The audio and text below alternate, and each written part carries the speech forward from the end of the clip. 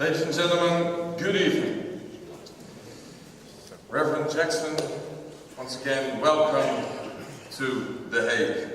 I want to thank the representatives of the Boskant for giving me the opportunity to share some little thoughts with you in the presence of the famous Reverend Jackson.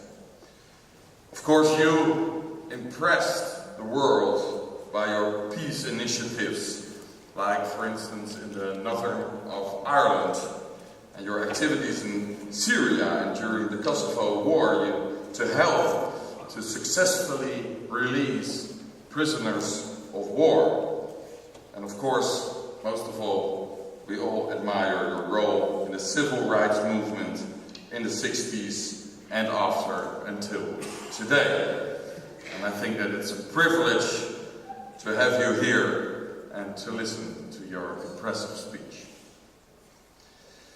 And this is the right time and the right place for your message. Here in The Hague, the international city of peace and justice, The Hague, the judicial heart of the United Nations, with the International Court of Justice in our Peace Palace, the only main organ of the UN outside New York.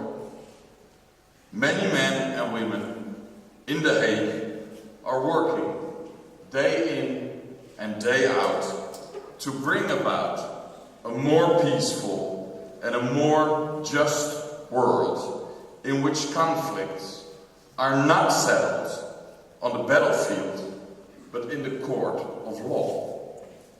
And in The Hague, people are seeking to achieve a world without chemical weapons and without ethnic cleansing. A world where the power of the law prevails and not the law of the strongest. That is The Hague. And law is about human beings, and peace is the basis for mutual respect. Respect for other people and respect for the rights of others. And that is why we in The Hague are keen to assure that we consider respect to be an important value.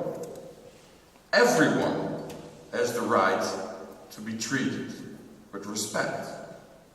Respect for the dignity and the equality of human beings is invested in our courts. So your activities and the activities of Dr. Martin Luther King Jr. are definitely related to what we try to achieve in our legal city.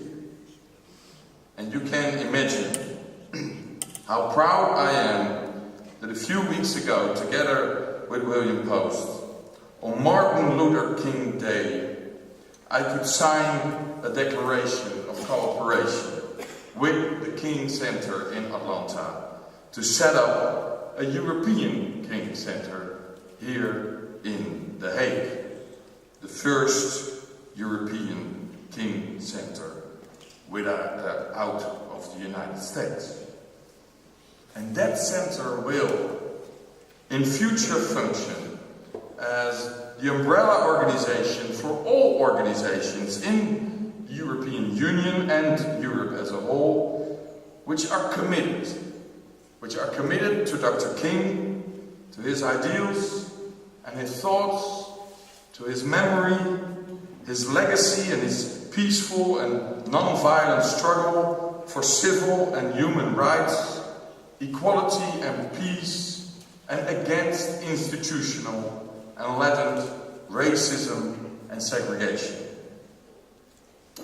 And I said, this is the right time for your message. On the 3rd of March, there will be elections in the Netherlands. And there are politicians here from different parties, like the Social Democrats and the Christian Democrats, and I'm from the Liberal Democrats. And the people will have to choose in The Hague whether we want to support politicians that are only interested in where you are coming from, or politicians that are interested in where you are heading for.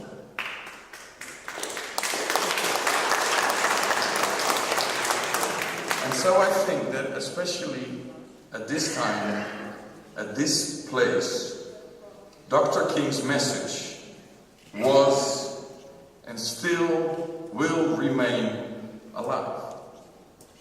And The Hague, the International City of Peace and Justice, is pleased to continue, just like you, Mr. Jesse Jackson, are doing, to propagate Dr. King's ideals and dreams.